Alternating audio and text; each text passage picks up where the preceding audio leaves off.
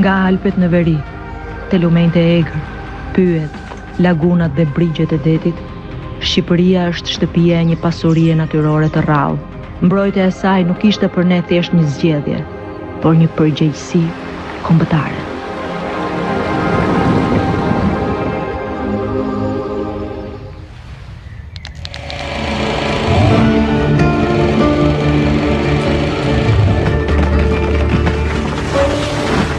E gjetëm natyrën tonë të pambrojtur prej vitesh, përballë furisë së zhvillimit të paqëndrueshëm, shfrytëzimit të pakontrolluar të burimeve të saj, si dhe mungesës së institucioneve e instrumenteve ligjore të menaxhimit të tyre. Plagët e hapura ishin të dukshme dhe disa dëme, fatkeqësisht, të pakthyeshme.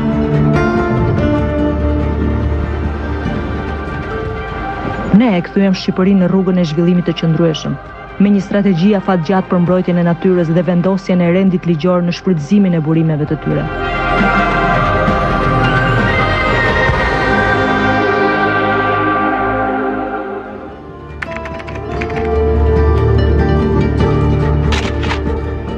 Kjo prismë nuk do të dëgjohet më as edhe në datën 15 tetor, kur çelet zyrtarisht sezoni i gjuetisë në Shqipëri. Me rreth 50.000 gjahtar që veprojnë në kundërshtim me rregullat, gjatë 2 dekadave të fundit ka qenë e pakontrolluar, duke ulur kështu numrin e faunës së egër në minimumin kritik. Në një artikull të vitit 2012, National Geographic i jep një pasqyrë të qartë të situatës tragjike. Rruga lindore e migrimit të shpendëve në Europë kalon përmes Ballkanit dhe në Shqipëri përgjatë bregdetit të Adriatikut. 50.000 prej tyre, specifikisht të rosa, zbritën në fushat e Shqipërisë, të uritura dhe të raskapitur. Secili prej tyre u shfarros. Burrat armatosur me çifte gjau dhe kalashnikov të vjetër rusi masakruan, ndërsa gratë dhe fëmijët mblidhnin kufomat e tyre për t'i çuar në qytete e për t'u shitur restoranteve. Shqipëria ishte një kurth vdekjeje për shpendët shtektar. Por një vendim duhej marrë, të zgjidhnim mes zhvillimit të pakontrolluar dhe zhvillimit të qëndrueshëm. Kështu nisi një strategji afatgjatë për mbrojtjen e natyrës dhe respektimin e ligjit në territor. Moratoriumi për gjuetinë ndaloi masakrën dhe efektet ishin të menjëhershme. Rritje e popullatës së zogjve me 40% në 2 vitet e para. Në vitin 2015 u themelua Agjencia Kombëtare e Zonave të Mbrojtura, një institucion i mandatuar ekskluzivisht për mbrojtjen e biodiversitetit dhe pesareve natyrore. Asisoj Shqipëria nisi të bëhej ndër vendet më të përparuara të rajonit në këtë drejtim. Në vitin 2017 u miratua, pas konsultimesh të gjata dhe mbi praktikat më të mira ndërkombëtare, i pari ligji plot për zonat e mbrojtura, ndërsa planifikimi i territorit mori një drejtim të ri. Shqipëria zgjeroi sipërfaqen e zonave të mbrojtura në gati 1/4 e territorit, duke e kthyer kështu në grupin e vendeve me një agjendë ambicioze në këtë fushë. Sot ne kemi një rrjet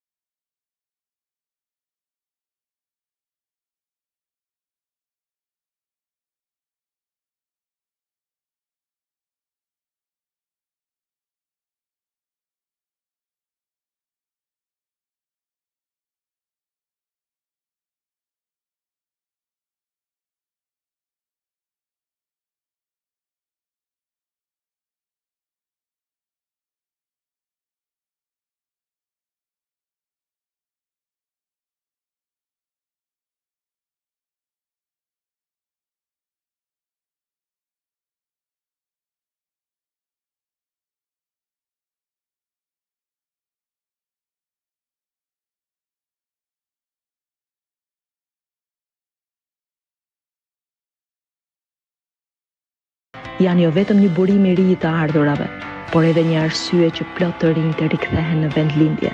Mbi 200 agroturizma dhe ekoturizma të certifikuara, së bashku me më shumë se 1100 udhërrëfyes turistik promovojnë çdo ditë thesaret natyrore të Shqipërisë. Rafting, kajak, hiking dhe sportet të tjera natyrore, thuajse të panjohura më parë, kanë krijuar një kalendar të pasur aktivitetesh, duke sjellë jetë dhe të ardhura në zonat që ishin larg hartës turistike të Shqipërisë. Parku Kombëtar i Vjosës dhe liçeni i Shkodrës hyn po ashtu në listën trashëgimtare botërore të UNESCO-s, në një program simbol të këtij vizioni të bashkëtesës, njeriu dhe biosfera. Por mbrojtja e mjedisit nuk fillon në thellësinë e pyjeve apo në shtratin e lumenjve. Ajo zanafillën e ka në mendjen dhe në zemrën e fëmijëve. Prandaj formësuan programin e parë të edukimit mjedisor. Vetëm gjatë vitit 2025, orët e edukimit arritën në 500 dhe numri i nxënësve në 10.000. Janë hapat e parë të gjeneratës së europianëve të nesër, që mbrojtjen e natyrës nuk do ta kenë detyrë, por kulturë dhe mënyrë jeteseje. Mbrojtja e faunës së egër ishte një tjetër sfidë e madhe e rrugëtimit të Shqipërisë së gjelbër. Moratoriumi 10 vjeçar i gjuetisë frenoi shfarrosjen e pamëshirshme të popullatave, të specieve, si dhe siguroi kthesën e madhe në favor të jetës në pyjet e lagunat tona. Po aq vendimtare ishte edhe ndërhyrja për pyjet, të cilat për vite me radhë u dëmtuan nga shfrytëzimi i pakontrolluar, që tingujt e natyrës i zëvendësoi me zhurmën e qiell të sharrave.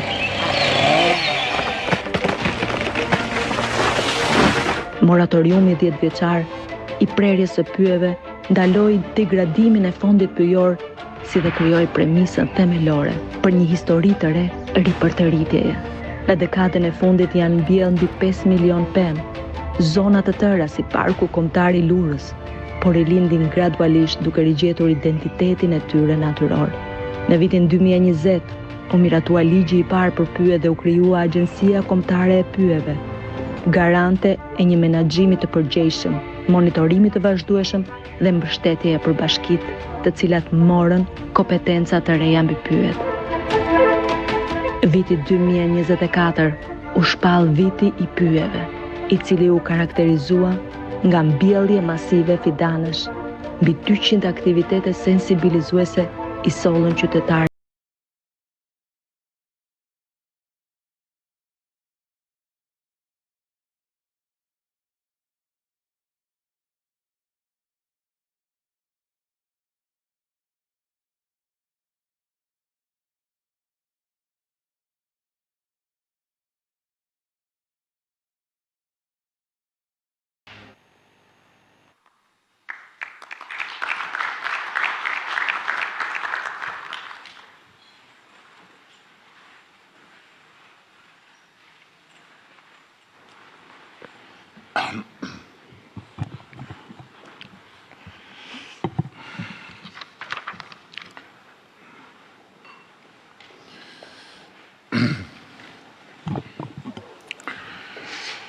Sot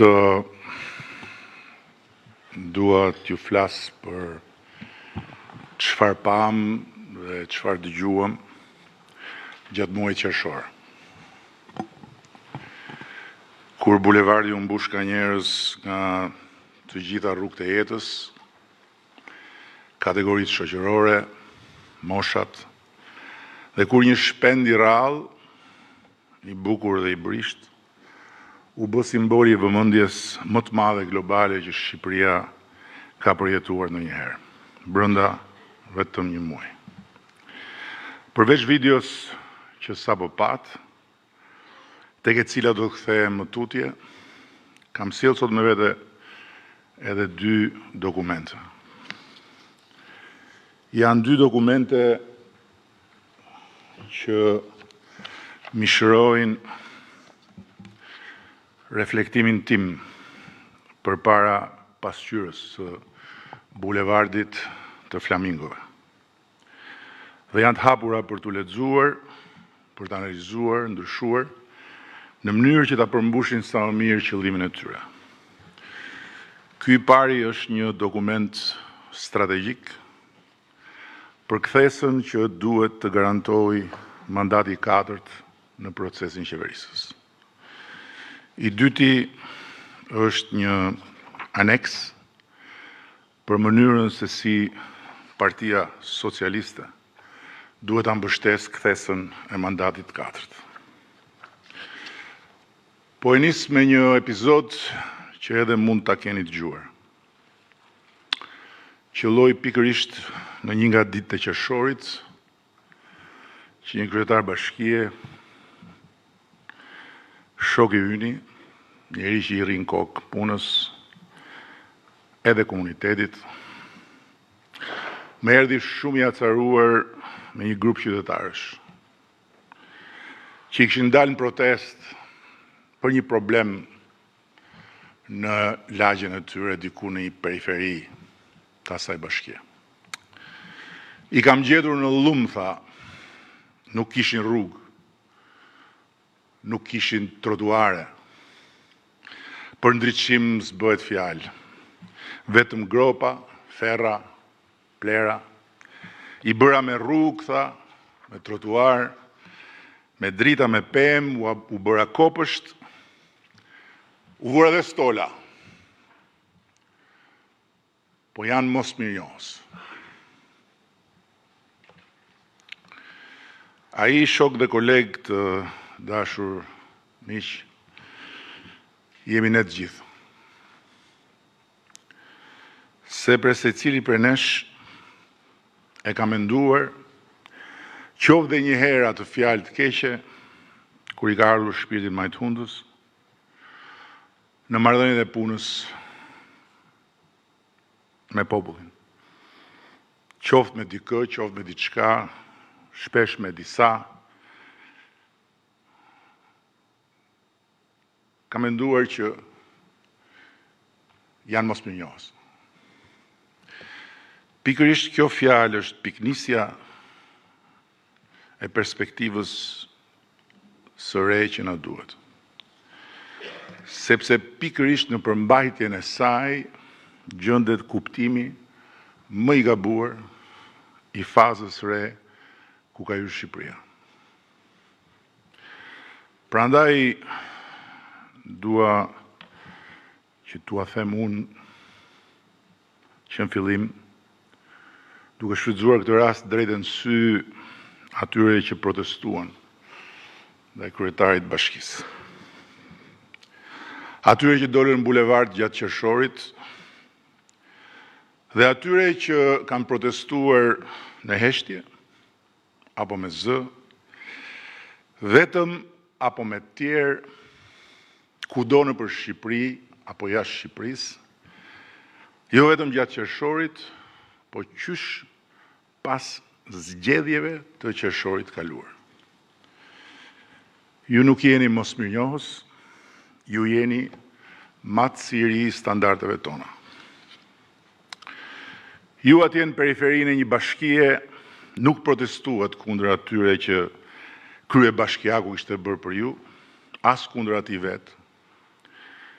Ju që mbushët bulevardin dhe rrjetet sociale me protestën tuaj, nuk protestuat kundër Shqipërisë që ne ndërtuam gjatë 3 mandateve të para, dhe këtu po ndaj pak posaçërisht ata, jo të pakt që ishin votues, mbështetës, apo dhe antarët e Partisë Socialiste.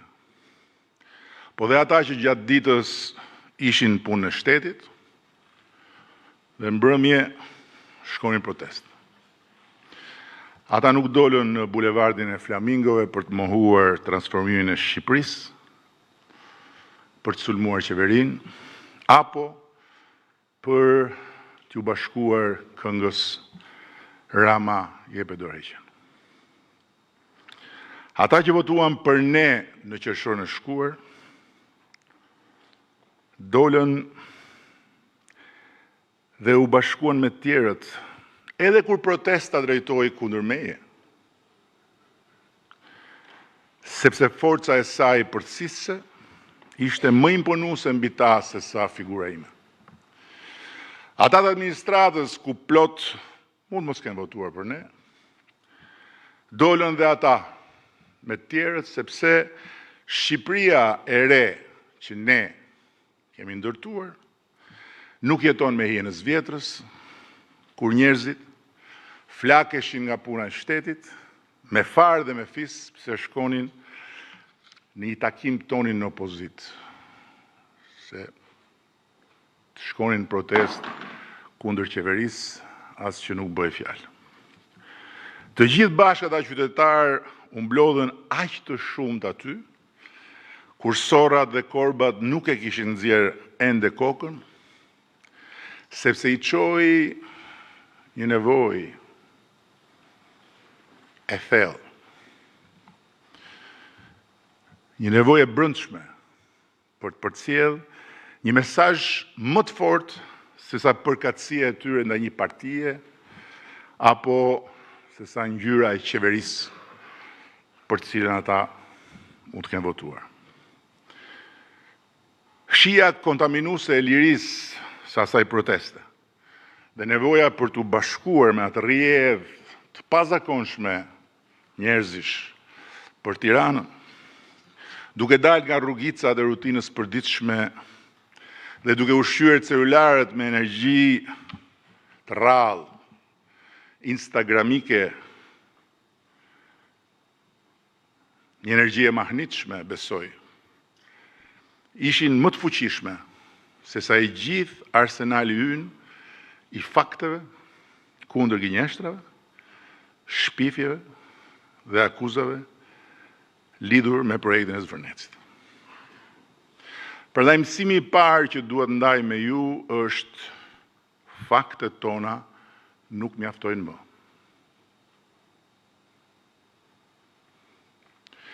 Sepse në Shqipërinë që ne transformuam rrënjësisht, njerëzit nuk jetojnë më as me kënaqësinë e ndryshimeve që ndodhin, as me inkurajimin nga gjërat që ndërtohen.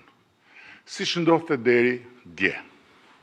Kur prisin me besim që pas rrugës, shkollës, lulishtes, që u ndërtuan lagjen tjetër, t'i vinte radha rrugës, shkollës, lulishtes, lagjes tyre. Ata sot jetojnë me pritshmëri, që rriten më shpejt se sa mundësitë tona për t'u përgjigjur.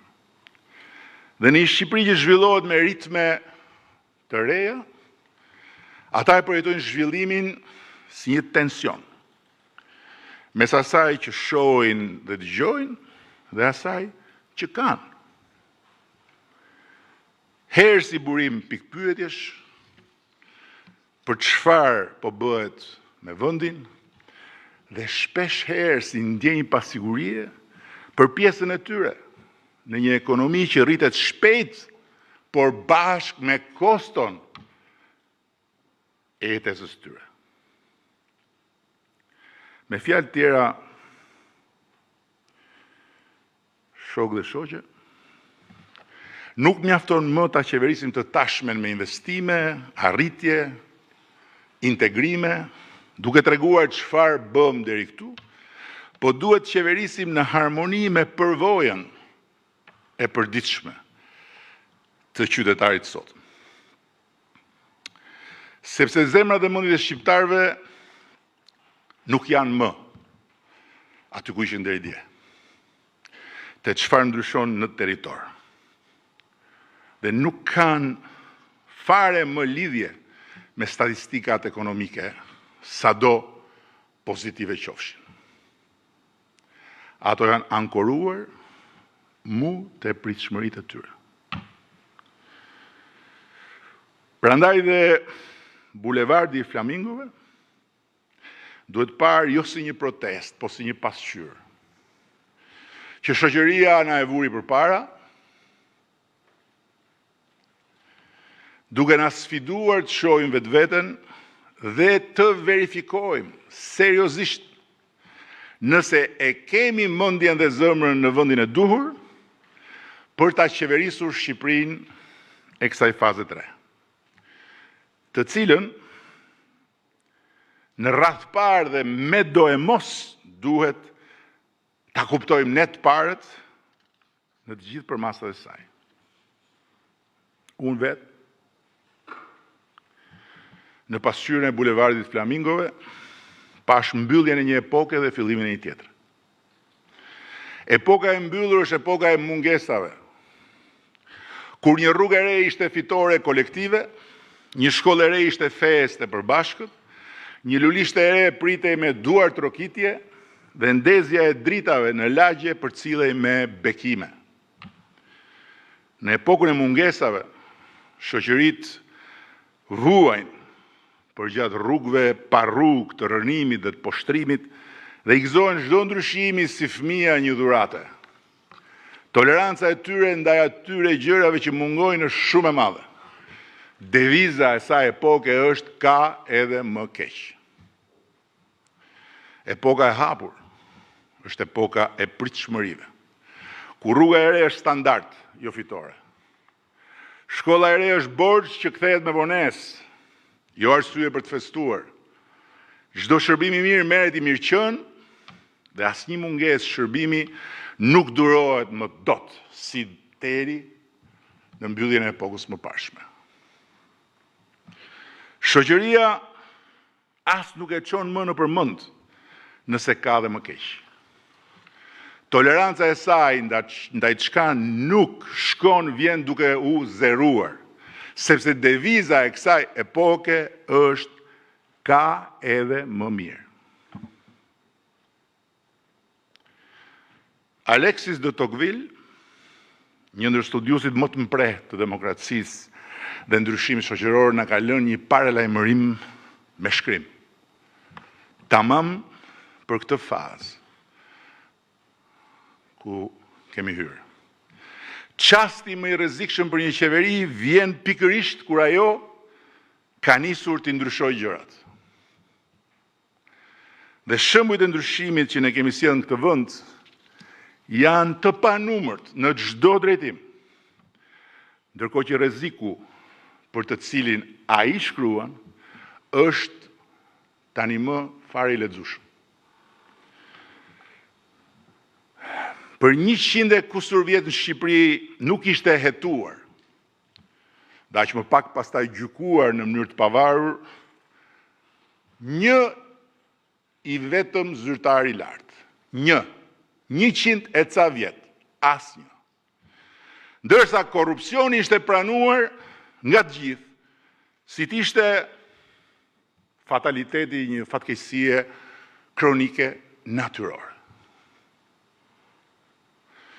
Më kujtohet se kur njerëzit e mbështesnin edhe me dorën e djathtë edhe me dorën e majtë reformën drejtësi, duke kërkuar vettingun si besimtarët që kërkojnë shpëtimtarin, prap se prap, pyetjes, nëse e besonin se ata do të shihnin një ditë zyrtar të lartë përpara drejtësisë, i përgjigjeshin masivisht jo. Reforma jonë drejtësi e ngriti luftën kundër korrupsionit në nivele që deri dje as nuk imagjinoheshin. Monumenti i pandëshkueshmërisë ra, siç deri dje as mund të imagjinohej. Por ky fakt s'mjafton fare që njerëzit t'i gëzohen sa arritje historike. Përkundrazi, ky fakt del dhe tepron që ata t'jenë të pakënaqur, pse nuk bëhet më shumë. Për 30 vjet, shqiptarët ndënjën në radha kilometrike për të marrë shërbimet më elementare. Duke pritur në shi, duke pritur në diell, një dokument të rëndom, certifikat lindje, duke u shtyrë për të paguar dritat që me zivinin, apo duke ardhur nga jashtë për të kaluar gjysmën e pushimeve në për sportele, që ngjanin si ato dyert e urbanit kur futet gjithë dynjaja, në kohën kur akoma ishin turnet e kombinatit tekstileve. Por e kishim pranuar atë realitet. sikur të ishte një trashëgimi e patundshme. Sot 95% e shërbimeve publike në Shqipëri merren nga celulari, falas, dhe merren nga çdo pikë e botës. Por ky fakt nuk mjafton fare që njerëzit t'i tolerojnë më lehtë shërbimet që ende çalojnë. Përkundrazi, del dhe tepron që toleranca e tyre të jetë thuajse zero.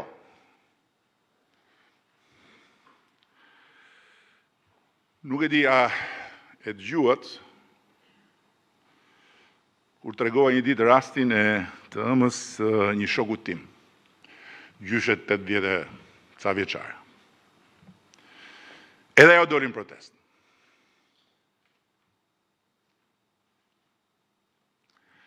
Jo për zvërnecin, jo për ligjin e zonave të mbrojtura, as për biodiversitetin.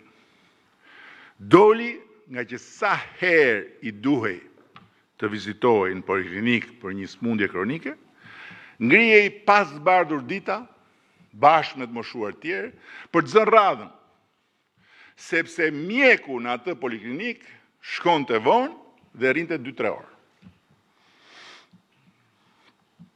Ne mund t'i tregojmë tani asaj gjyshe sa spitale kemi rindërtuar, sa pajisje kemi blerë, si ka ndryshuar si nata me ditën sistemi ynë shëndetësor, krahasimisht me kohën kur morëm detyrën. Të gjitha këto. Dhe gjithçka mund t'i numërojmë asaj për punët e panumërta që ne kemi bërë për shëndetësinë, janë fakte. Si drita e diellit. Por fakti i saj është përvoja. E asaj radhës në poliklinik, kur dielli s'ka dalë akoma. Dhe kur faktet tona përplasen me përvojën e gjyshes, ne nuk mund t'i kërkojmë asaj të ndryshojë përvojën. Duhet ndryshojmë ne, që zëri i saj të dëgjohet, halli i saj të qahet, përvoja e saj të ndryshojë dhe ajo ta shohë që shteti nuk nis dhe nuk mbaron tek tarbjati i mbrapsht i një mjeku. Përndryshe, të gjitha ndryshimet që kemi bërë për shëndetësinë do mbeten aty. Fakt. I pamoshëm. Po ne nuk do jemi më këtu. Nëse vazhdojmë të besojmë se mjaftojnë investimet dhe faktet e përparimit, që njerëzit vazhdojnë ta investojnë besimin e tyre tek ne. Pa ndryshuar diçka domethënëse në cilësinë e përvojës së tyre me shtetin. Përsëri këtu na vjen në ndihmë Tocqueville. Abuzimet që zhduken e bëjnë më të padurueshme peshën e abuzimeve që mbeten. Kur fryma e përparimit bëhet e qëndrueshme dhe zhvillimi i pandalshëm, pritshmëritë e qytetarëve nuk ulen, por rriten. Dhe rriten më shpejt se shpejtësia e ndryshimit. Asnjë sukses nuk e ul kërkesën, vetëm e rrit. Me këtë sy, duhet parë dhe videoja që u shfaqa në hyrje të kësaj fjale. Kur ne morëm detyrën, pyet priteshin, si t'ishin në agresionin e një ushtrie alienësh, në formë sharrash elektrike, dhe kafshët vriteshin për epshet shtazarake të gjahtarëve të huaj dhe shqiptar. 50.000 vrasës që hynin me çifte, pyll më pyll, e lagun më lagun, sikur Shqipëria ishte një rezervat jashtë hartës qytetërimit. Ndërsa për pirgjet me kufoma, shpendësh lagunave që pastaj shiteshin në për restorante, shkruan të ndonjë revistë ndërkombëtare natyrës, po maazallah se ngrihen ndonjë zë që të dëgjoj përtej ndonjë kronike televizive para lajmeve për motin. Në një vend ku shoqëria vuante mungesat e veta të mëdha dhe ku vritej statistikisht një njeri në 3 ditë, nuk kishte se si të kishte ndonjë pritshmëri optimiste për jetën e kafshëve. Në një dekadë ne kemi bërë për florën dhe faunën e Shqipërisë një përmbysje historike të vizionit, të qasjes, të administrimit, me rezultate të pamohueshme. Bëm ligjin e parë të integruar me standardet e Bashkimit Evropian për zonat e mbrojtura, dhe në këtë dekadë zgjeruam në mënyrë të ndjeshme si asnjë vend tjetër në rajon, sipërfaqen e tyre, shtuam kategoritë e mbrojtjes dhe e kthyem ruajtjen e natyrës nga një thirrje sporadike në një sistem administrimi. Një parantezë këtu, ndryshimet e vitit 2024. Le ta mbaj shënim kush e dëgjon. Në atë ligj u përdorën pa pushim, dhe vazhdojnë, si benzinë, për zjarrin e protestës nga individ me agjendat e tyre politike, përfshirë dhe disa eurodeputet, që në rastin më të mirë nuk e kanë lexuar fare çfarë kemi ndryshuar, ndërsa në rastin më të keq kanë dashur ta besojnë rolin e viktimave të imperializmit amerikan. Por e vërteta është se ato ndryshime janë bërë në përputhje me direktivën europiane. Dhe fatmirësisht, nuk është këtu fjala ime kundër fjalës së atyre që mendojnë ndryshe, po ka një proces në zbatim të kalendarit negociatave, ku do skanohen një për një me Komisionin Evropian për ta përputhur krejt atë ligj 100% me direktivën e BE-s edhe ato ndryshime. Kështu që ky konflikt i stisur do zgjidhet për bukuri në rrugën e negociatave, ku nuk kalon asgjë pa miratimin e Komisionit. Tani, le të ngrej dorë një vetëm këtu, në këtë sallë, jashtë mureve të kësaj salle, kudo në Shqipëri, apo jashtë kufive të Shqipërisë, dhe të thotë, po unë e kisha imagjinuar, në kohën e koreve shurdhuse të sharrave elektrike dhe atyre shkulmuese të çifteve shfarose, se do vinte një ditë kur po në të njëjtin bulevard, ku në atë kohë sharrash dhe çiftesh protestuesit vriteshin si shpendët e lagunave me plumba nga dritarët e kryeministrisë, do vërshonte një protestë masive qytetare për fatin e biodiversitetit të një lagune të vendit.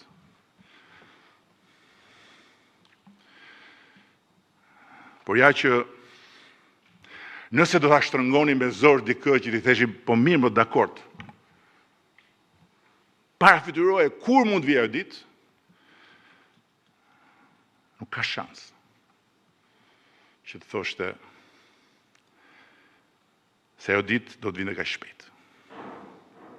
Dhe Shqipëria, ku deri dje natyra dhe popullsia e speceve të saj ishte preja e pambrojtur e njeriu të lëshuar nga çdo zinxhir etik, moral dhe ligjor në raport me nënën natyrë, u bë vendi i një proteste popullore që mori si shkak një zogën dhe një lagunë. Jo vetëm kaq, po për ta mbrojtur zogun dhe lagunën nga unë dhe nga ju, që biodiversitetit i kemi kthyer për kushtimin e ekzekutivit dhe të legjislativit me rezultate as pak modeste. Mos mirënjohje, asnjë mënyrë jo. Edhe këtu, Chelsea, Na jep ai që e kuptoj shumë herët dhe shumë më qartë se shumë tjerë, Tocqueville prap.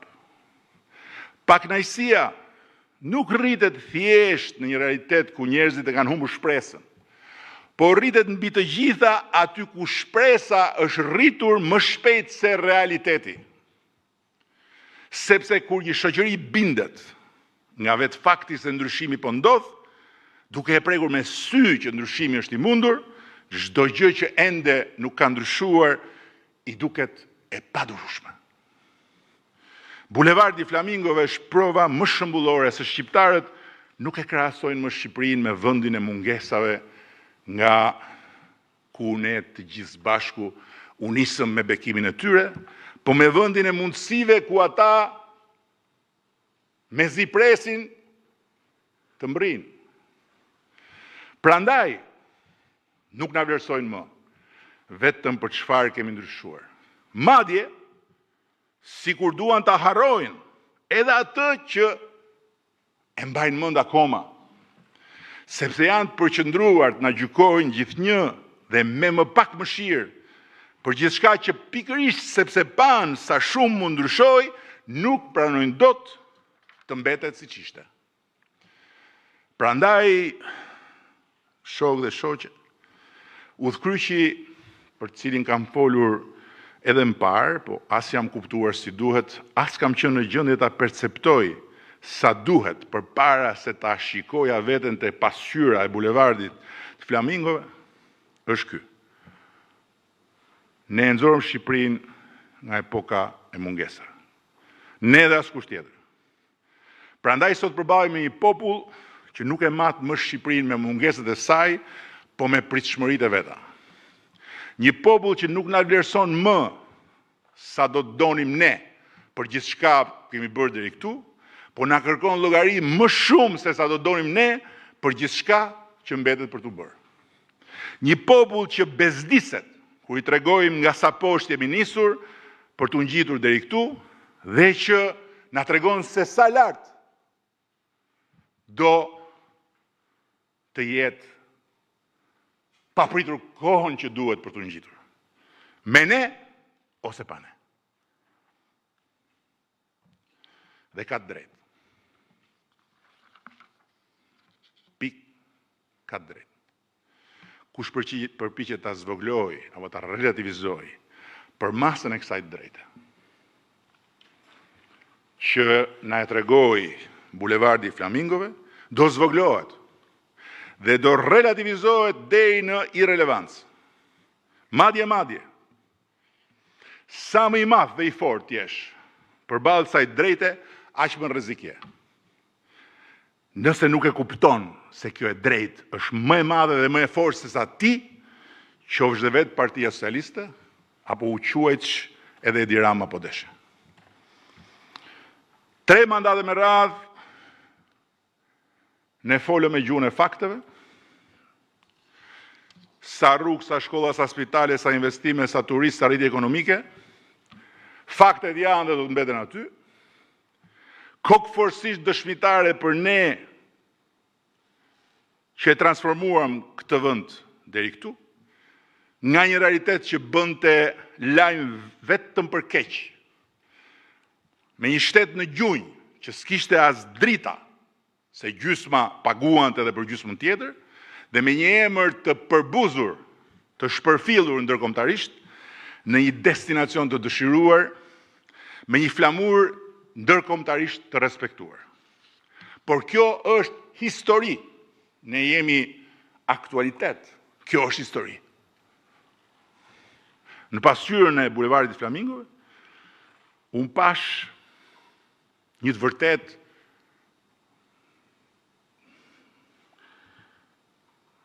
tronditse, që asnjë statistik nuk e tregon, po që asnjë provë nuk e rrëzon. Ne, lart, kishim faktet. Njerëzit poshtë kishin përjetimin. Fakti ynë ishte se investimi i Zvërnecit është tokë private. Përjetimi i tyre ishte se toka e shtetit po i shitet huajve. Fakti ynë ishte se projekti është ende sot që flasim në duart e një skuadre arkitektësh, inxhinierësh, mjedisor, gjeolog dhe hidrolog ndër më të mirët në botë. Përjetimi i tyre ishte se ndërtimi kishte nisur dhe projekti duhej anulluar. Faktet tona thoshin se ne kishim me vete të vërtetën, por përjetimi i tyre ishte se e vërteta ishte e gjitha në anën e tyre. Pa diskutim. Në atë protest pati ndërhyrje të huaj, brutale madje. Manipulime të panumërta. Lajmet rreme, videot deformuara dhe plot aktor të vënë me qëllime nga më të ndryshmet në funksion të shumë fishimit zemërimit.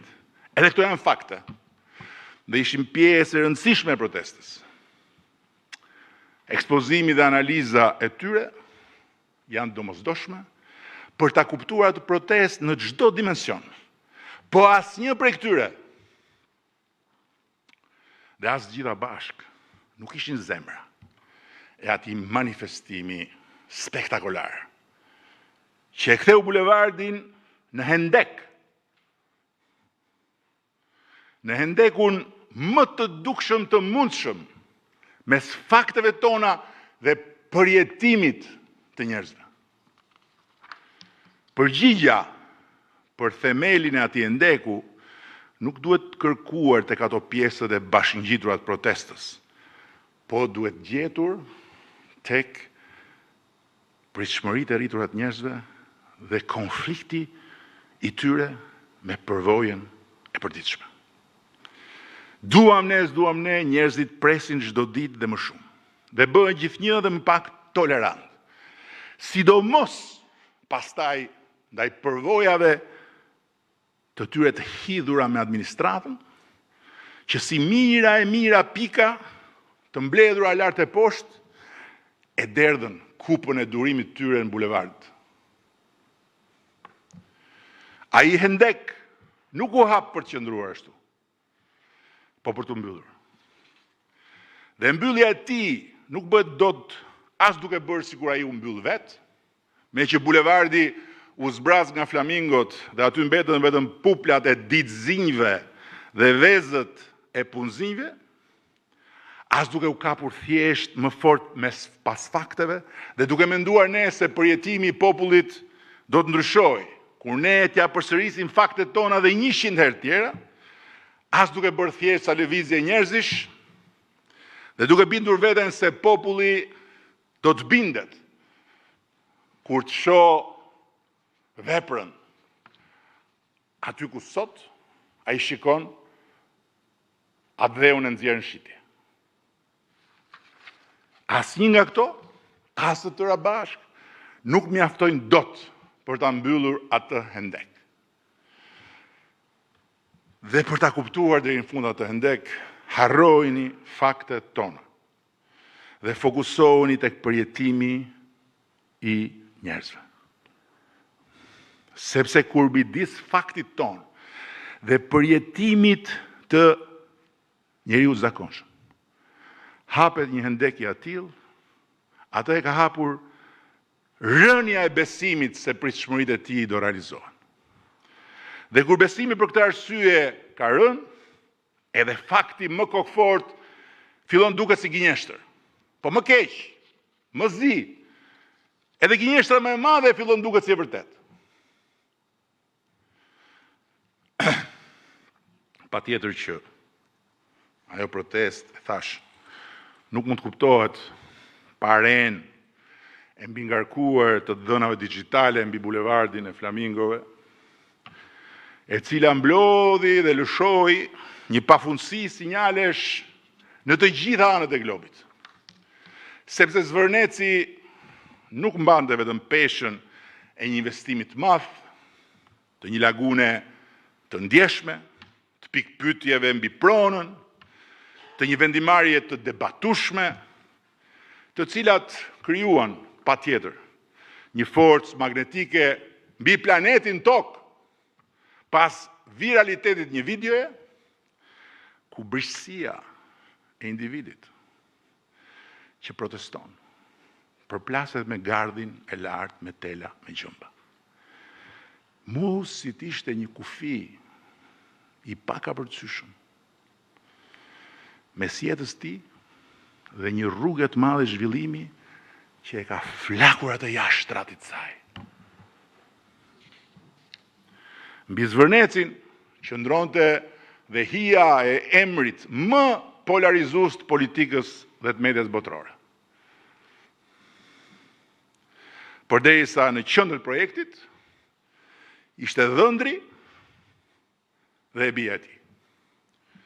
Pa atë lidhje, protesta do të ishte në rastin më të mirë një çështje shqiptare, jashtë vëmendjes dynjas.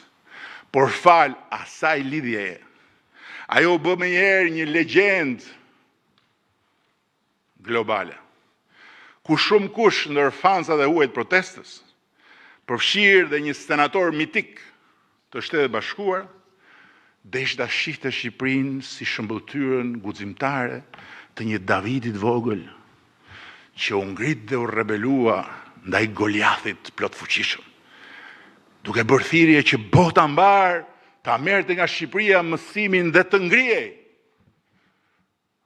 në atë revolucionin e madh dhe të shumëpritur të ish proletarëve. Ky është fakti i kohës së kanaleve sociale, ku noton sot bota. Zvërneci dha videon revoltuese, Flamingoja dha simbolin magjepsës, hija e vjerit më të famshëm botë dha magnetin global, dhe algoritmi i yshtur edhe nga ustallar të ndërhyrjes në punët e vendeve tjera bëri pjesën tjetër, me një shkrepse të ndezur pranë pyllit me pisha në nart, shpërndau brenda pak orësh një zjarr maramundës anë mban botës. Zelli i kundërshtarëve të gjithandejshëm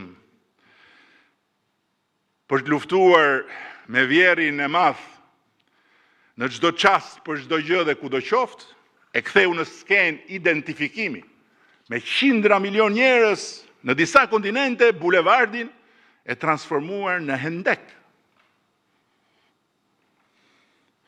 Ama prap, shkaku i hendekut ishim ne dhe zëmra e protestës ishin njerëzit e zakonshëm të këtij vendi.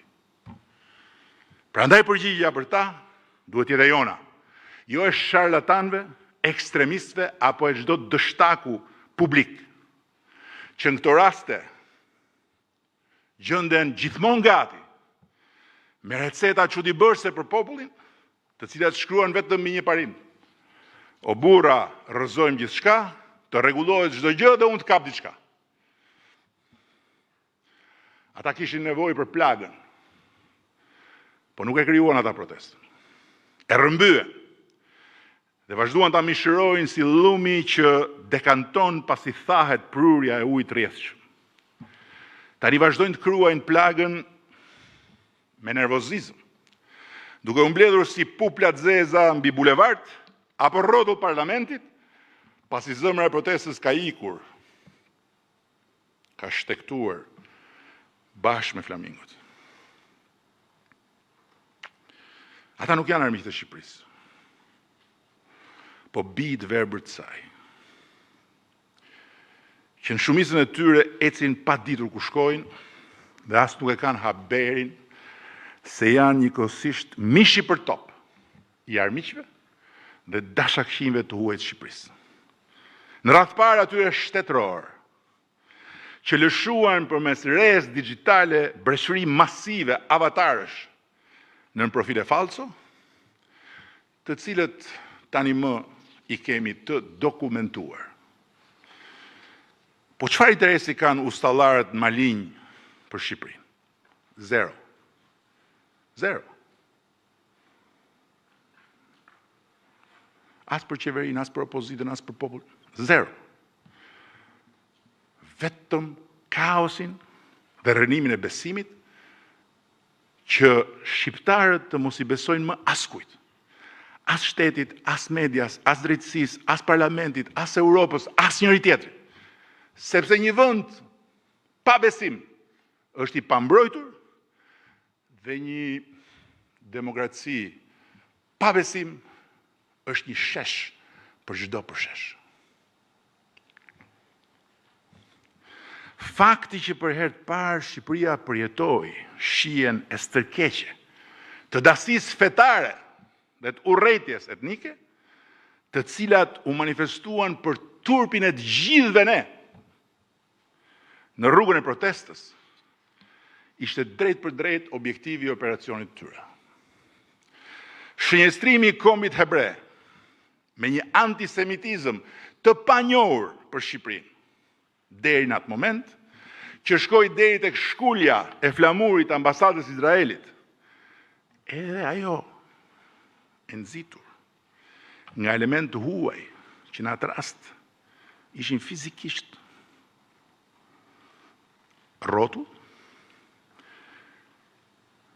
dhe shfrytzuan një tuf nga të verbrit vendor, ishte përdhunimi publik i kujtesës së shenjtë të atyre familjeve shqiptare, në shumicë muslimane, që i dhanë lavdi dhe nder për jetë Shqipërisë, duke marrë në mbrojtje hebrejt me jetën e tyre dhe duke i treguar Europës së madhe, të të pasurve dhe të fuqishme, se një vend i vogël, i varfër dhe i dobët, u bë busulla e mbetur morale e një kontinenti tërë. Por dhe këtu prap duhet ta përsëris dhe t'jem shumë i qartë. As ndërhyrja e aktorëve tuaj shtetëror, as sponsorizimi maramëndës i breshrive digjitale nga lobet e konkurrencës së industrisë mesdhetare e turizmit nuk e shpikën se këlldinë që i nxori flamingot në bulevard. Ata pa diskutime shfrytzuan egërsisht atë sekëlldi dhe u përpoqën shumë ta kthejnë në një zjarr të pakontrollueshëm. Pasojat mbi sezonin turistik dhe mbi ekonominë e familjeve që jetojnë me turizmin i tregoi bilanci i fundqershorit, kur për herë të parë pas shumë vitesh dhe krejt në kundër tendencë me janar, maj që ishin zjarr në rritje, rritja stopoi. Në shifrat e qershorit kaluar aty. Ama duhet të jem po kaq i troçt se duke i treguar shqiptarëve që po ndodhte kjo, asnjëherë nuk më shkoi mendja të akuzoja protestuesit e sinqert si bashkëpunëtor të vrasësve të Teheranit, apo kukullat të tjetër kujt që bashkë me Iranin u fut në mendjen e miletit përmes lloj-lloj postimesh, ndjella këqija dhe komentesh me gjuhë urrëtie, të cilat nuk i lexuan vetëm shqiptarët, po u lexuan kudo. Sepse përqindja më e madhe e përmbajtjes digjitale u prodhua në këto vende, e dokumentuar. As më ka shkuar dhe as më shkon ndërmend se mund të jetë shpallja e protestuesve si armiq dhe e kritikëve si agent. Reagimi im ndaj kësaj risie negative që na i futi armiqt brenda në shtëpi, jo përmes bombardimit kibernetik, si disa vjet më parë, por përmes përmbytjes së kanaleve sociale, të cilin deri në qershor e kishim dëgjuar si fenomen nga historitë e pabesueshme të vendeve tjera demokratike. Dhe përtej rritjes domosdoshme të kapaciteteve teknologjike mbrojtëse, ne duhet ta shtrim reagimin dhe për këtë tek adresimi atij hendekut, duke dëgjuar më herët, shpjeguar më qartë dhe mbi të gjitha duke bërë këtë me empati për njerëzit. Pas fitores madhe që na dha 83 mandate, e kam thënë në disa takime të brendshme me ju, ajo fitore, sa që është bekim, është dhe mallkim. Bekim, sepse na dha forcën për të vazhduar transformimin me besimin e madh të popullit.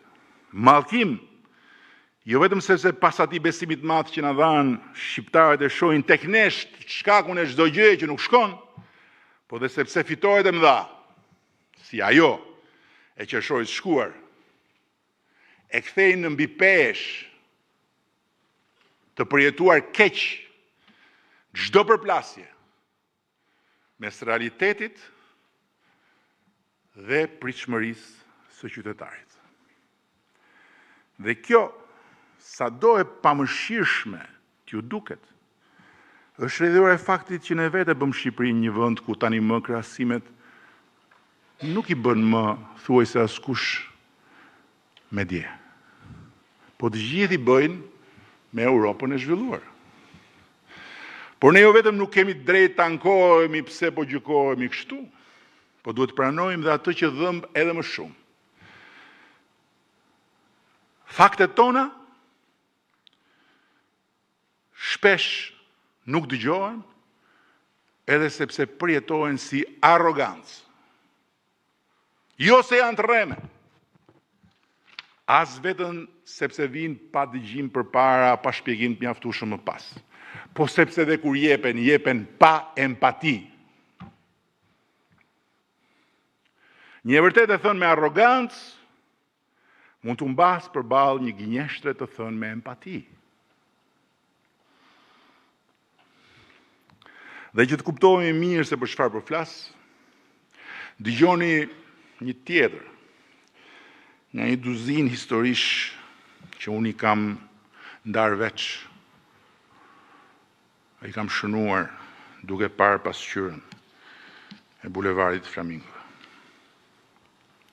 Për bujqësinë ne kemi bërë sa nuk ishte bërë kurrë.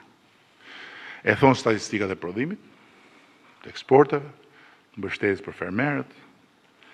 Po një djalë që akoma sot unë nuk e njoh për fytyrë, po e quaj Arbër, pasi s'kam leje t'i përdor emrin, nuk e nxori bulevard mos pajtimi me statistikat. As kundërshtia me faktet tona kokëforta në mbështetje të bujqësisë. E nxori përjetimi. Përvoja e mungesës së empatisë në marrëdhënien e tij personale me shtetin. Ai është një fermer nga një fshat i Lushnjës, ka 8 vjet që merret me bujqësi, e nisi me 1 hektar manafera, krijoi një shoqëri bashkëpunimi bujqësor, kaloi te kajsit e një varieteti të patentuar dhe sot ka 12 hektar me kajsi. Ka lidhur marrëveshje me një kompani të madhe italiane dhe ka përgatitur një plan biznesi për 1.5 milion eurosh për të investuar në 80 hektar tokë publike në Vlorë, plan të cilin e ka çuar Ministrinë e Bujqësisë. 3 vjet priti përgjigje. 3 vjet. Priti përgjigjen, jo tokën, përgjigjen. As po, as jo. As bëhet, as nuk bëhet. Riprit. Në mesazhin e tij, Arbri shkruajti, citoj, nuk e di nëse jam sorr, flamingo apo korb. Jam një katunar që e dua sadopak këtë vend. Unë fola me të, po në atë pasqyrën e bulevardit Flamingove ishim plot si ai. Ku unë pash se sa e padurueshme është bërë për njerëzit mungesa e empatisë së njerëzve të shtetit. Arroganca e zyrtarëve pa gjak, që u flasin sikur të kenë karrige në vend fytyrës, ndërkohë që fytyrën e kanë parkuar në vend të prapanicës. Dhe këtu s'po flas fare, hiç, për ata që u kërkojnë dhe lek, se pasaj është fjalim vete ky. Dua ta dëgjojnë të gjithë arbrit e atij bulevardi, se nuk janë as sorra, as korb. Ata janë flamingo. Sepse flamingo nuk është kush na jep të drejtë gjithnjë, po kushdo që na kujton të drejtën që ka për të na kërkuar llogari. Flamingot janë revolta e brendshme paqësore e qytetarit, Sorat janë balta e pështirë e sharlatanit. Flamingot janë kërkesa legjitime e llogarisë qytetare, korbat janë jargët e urrejtjes ekstremiste. Flamingot janë njerëzit e krijimtarisë, punës, të djersës, që kërkojnë më shumë nga ky vend dhe më shumë vend në zhvillimin e këtij vendi. Sorrat dhe korbat janë dështak zemrakët politik dhe mediatik. Kemi njohur nga këta se kemi kontribuar dhe ne pra tuf, njerëz dhe mlefeve dhe të hakmarrjeve, që nuk duan ndërtojnë asgjë, po vetëm që gjithçka të rrëzohet. Flamingot na treguan plagën që ta mbyllim ne. Sorrat dhe korbat e kruajnë plagën që ta mbajnë sa më gjatë hapur. Flamingot kërkojnë provën e empatisë sonë. Korbat kërkojnë gjak nga çdo provë e punës dhe e mundit tonë. Flamingot na treguan dhe unë po ju rikthej tek historitë e mia me një histori që besoj e keni parë të gjithë. Dje. Atë nënën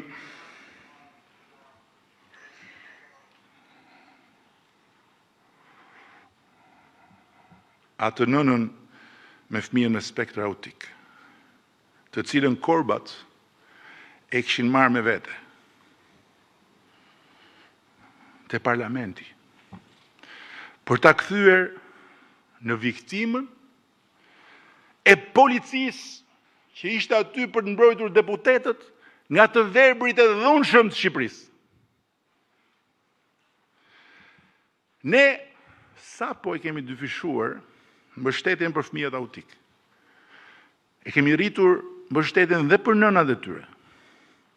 Por ky është fakti ynë thjesht, ndërsa përjetimi i asaj nëne është krejt tjetër. Ajo mund mos jetë fare e informuar ose dhe mund të jetë e informuar për dyfishimin e mbështetjes për djalin. Por ajo nuk e ka ndjerë kurrë empatin tonë. Aty në atë fundin e atij hendekut, mes faktit tonë dhe përjetimit të vetmisë së saj dëshpëruese. Dhe pikrisht aty, në fund të ndekut, e futën sorrat dhe korbat dorën e solidaritetit tyre hipokrit. Për ta marrë me vetet e parlamenti dhe për ta abuzuar atë nën bashkë me fëmijën autik,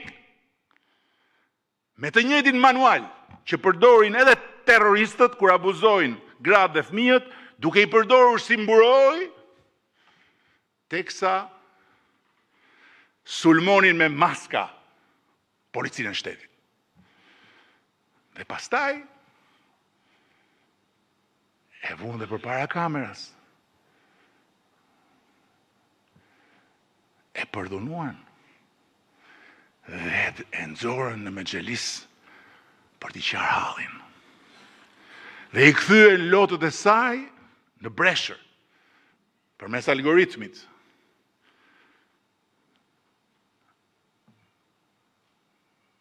Pastaj e la në fatin e saj dhe u nisën për ke mikrofonin në bulevard.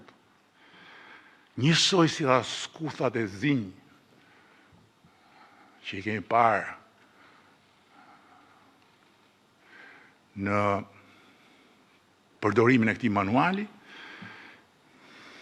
që çojnë të tjerët mish për top dhe pastaj kërkojnë solidaritet për të shkretët njerëz, duke mbajtur fjalime dhe duke kërkuar që Zoti të dënojë terroristët në pushtet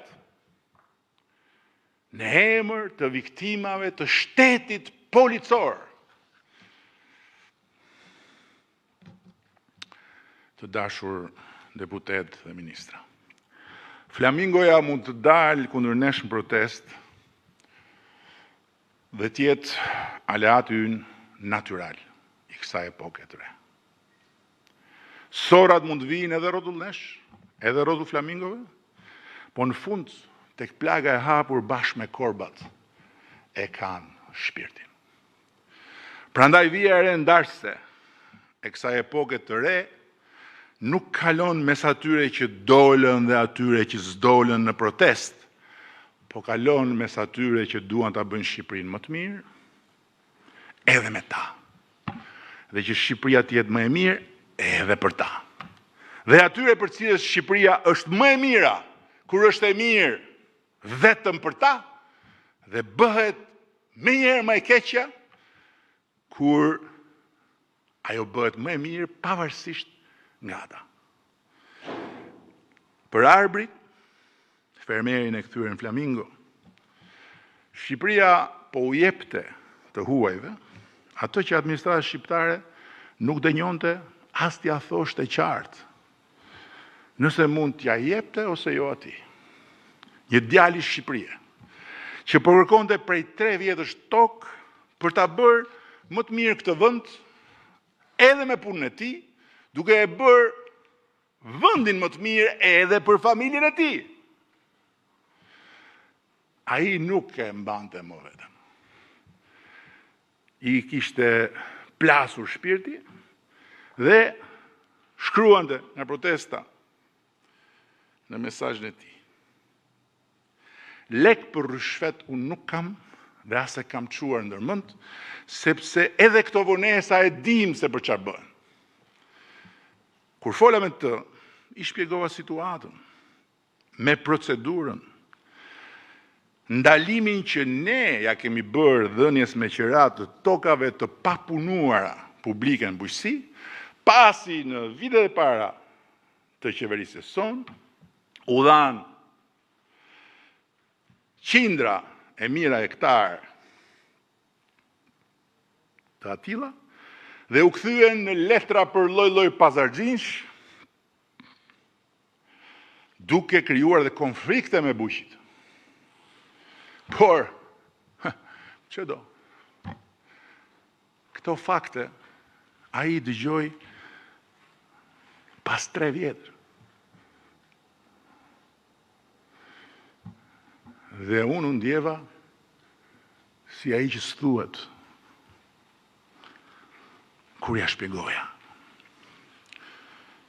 As morë mundimin t'ja shpjegojmë si dhe sa duhet 3 vjetë, dhe e la në ajër, madje e krijuan dhe idenë poshtruese, që mbase duhet paguante lek për një gjë që s'bëj.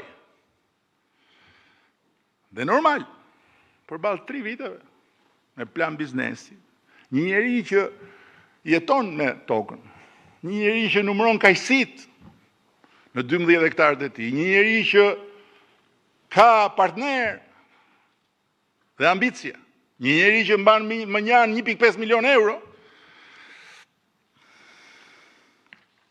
çdo shpjegim që ti mund t'i japësh, pasi ai ka dalë në protest, nuk tingëllon si justifikim.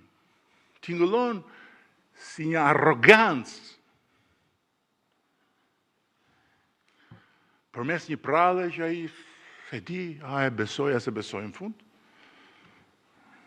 Po, di që pasi fola me të, kërkova me zë pak më të lartë se ky sot, pse nuk i dhënë përgjigje atij djalit? Pse duhet ai të pres 3 vjet vetëm për të mësuar që kjo kërkesa jote nuk bëhet më vëlla. Sepse halli nuk bëhet më i vogël kur nuk zgjidhet me një jo.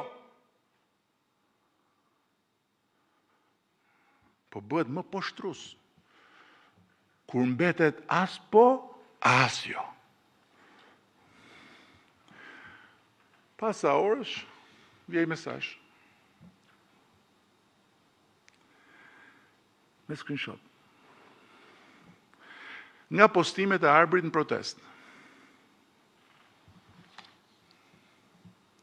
Si për të më thënë që mos mërzitet shefi se ky tipi është kundër qeverisë, Nuk u bë qameti që ka mërzit ky. Dhe ja ku del i gjithi cullak. Jo problemi që kanë flamingot me ne, por problemi që kemi ne me veten. Si bartës të ati besimit të mishëruar në 83 mandate. Arbri nga Lushja nuk është problemi ynë. Arbri nga Lushja është prova, dhe sprova që ne kemi me veten tonë. Ky është një tjetër mësim, shumë i shtrenjtë, i bulevardit Flamingove. Dhe nga këto mësime, lindi edhe ky dokumenti i parë që kam sot. E kam titulluar me një emër shumë të vjetër dhe shumë të madh. Besa. E di që ky emër do hap debat, por e zgjodha edhe sepse ha debat. Asnjë fjalë tjetër të gjuhës tonë nuk gjeta që ta thotë më qartë çfarë kthese i duhet mandatit të katërt. Që njerëzit e këtij vendi të mos i përjetojnë më vendimet tona si prerje në besë. Të mos ndihen më të padëgjuar, të painformuar dhe përveç se të padëgjuar, të painformuar, të papërfillur. Po nuk do shtjelloj këtu dokumentin larg qoftë, se është më shumë faqe se sa fjalimi, që siç e shihni është karakteristikisht jo i shkurtër. Do të ta merrni të gjithë me vete për ta shkoqitur qetësisht gjatë pushimeve, sepse është i hapur për, siç thash, kontribute. Megjithëse e di që përpara se të filloni ta lexoni, do jetë hedhur nëpër kanalet sociale, i mbuluar me pupla sorrash. C'est la vie. Bashkë me dokumentin strategjik, besën, kam shkruar edhe një aneks për mënyrën se si Partia Socialiste duhet ta mbështesë kthesën e domosdoshme. Atë nuk do ta merrni.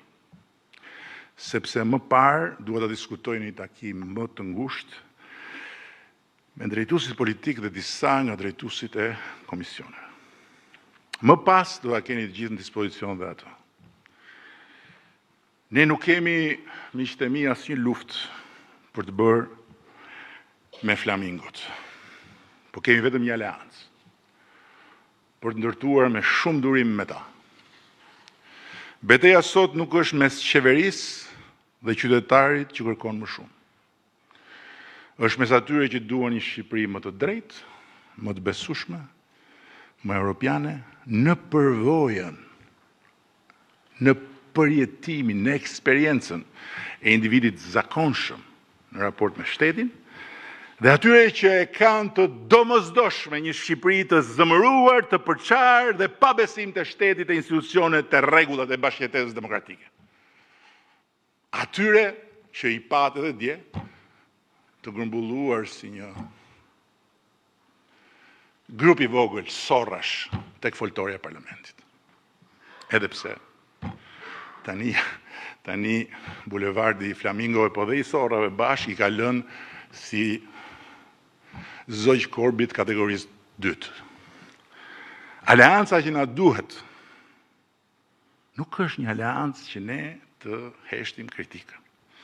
Është një aleancë për ta mbrojtur kritikën nga përvetësimi i ekstremistëve, për ta kthyer zemërimin në ndryshim, për ta kthyer pyetjen në provë dhe për ta kthyer protestën nga një çast përplasje në një test pjekurie të demokracisë sonë. Ne nuk kemi, po Shqipërisë as nuk i duhen qytetarë që të na besojnë ne me sy mbyllur. Ne kemi nevojë për qytetarë që na masin me sy hapur. Dhe më lejoni ta mbyll me 2 pyetjet që i pash të shkruara në fund mbi pasqyrën e bulevardit të Flamingove. Ku po shkon Shqipëria me këtë zhvillim? Dhe ku jam unë, njeriu i zakonshëm, në rrugën e këtij zhvillimi. Përgjigjen e pyetjes së parë do ta jap hap pas hapi. Puna e pandalshme për Shqipërinë 2030 në Bashkimin Evropian, e cila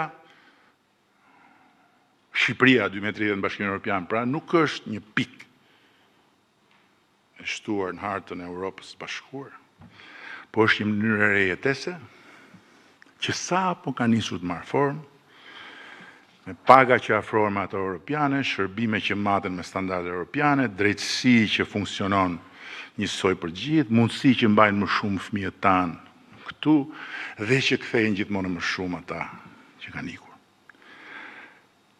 Ndërsa përgjigjen e pyetjes dytë, pra ku jam unë, njeriu i zakonshëm në rrugën e këtij zhvillimi, do ta kërkojmë bashkë me njerëzit, duke nisur pikërisht nga kjo metodë, besa. Ku qytetari nuk është spektator i zhvillimit, as pengesë e tij, po është bashkëudhëtar dhe gjykatës njëkohësisht. Kur një investim pretendohet që i shërben interesit publik, ne duhet provojmë çfarë punë krijon. Për kë? Çfarë të ardhurar sjell? Për kë? Çfarë garanton për natyrën, për pronën dhe drejtat, dhe në fund si ndahet fitimi. Dhe jo vetëm duhet ta bëjmë këtë, po duhet ta bëjmë me empati. Zhvillimi që nuk provohet dot pa ndodhur, se i shërben njeriut, sado i rëndësishëm dhe i dobishëm tjetë, prodhon ato që pa në bulevard. Të huajsimin e njeriut në raport me zhvillimin. Zhvillimi nuk bëhet mbi apo rreth qytetarit, po bëhet bashkë me të dhe për të.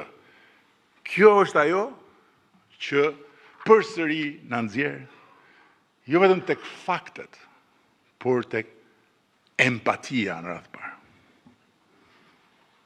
Dhe në mbyllje, 3 mandate e para ju përgjigjen pa diskutim, dhe këtë kemi me certifikat, ne, se e kanë vullosur shqiptarët, pyetjes nëse Shqipëria mund ndryshonte. Përgjigja është dhënë dhe është e pakthyeshme. Mandati i 4 do të përgjigjet një pyetje më të vështirë. A mund të bëhet ky ndryshim i qëndrueshëm, i besueshëm dhe i të gjithëve? Dhe duhet i përgjigjet kësaj pyetje me empati. Kjo është kthesa nga transformimi i vendit te besueshmëria e transformimit. Nga autoriteti që mjaftohet me pushtetin, te autoriteti që mbështetet te besimi. Nga fjala e dhënë politikisht, te fjala e kontrollueshme institucionalisht. Atyre njerëzve të zakonshëm që mbushën bulevardin, duhet i them një fjalë të fundit. Ju kam dëgjuar.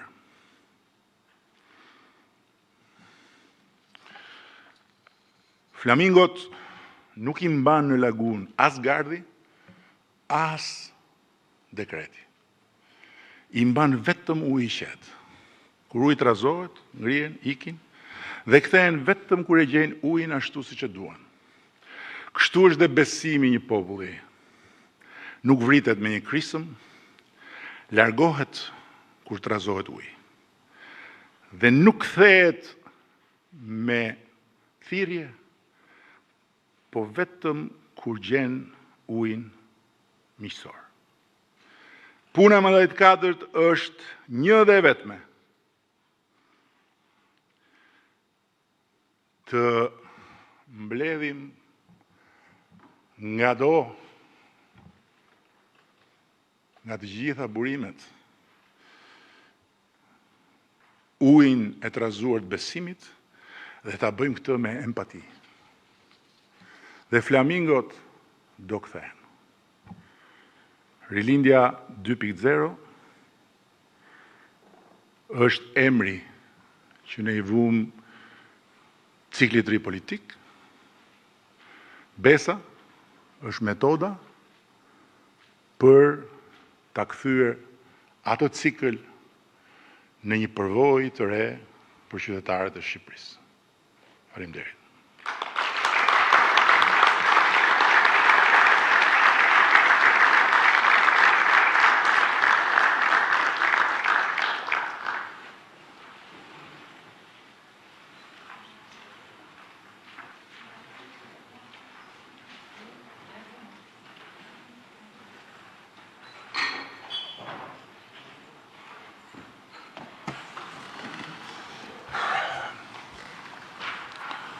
Tani këtë do ta merrni, por nuk është se do ta lexojmë.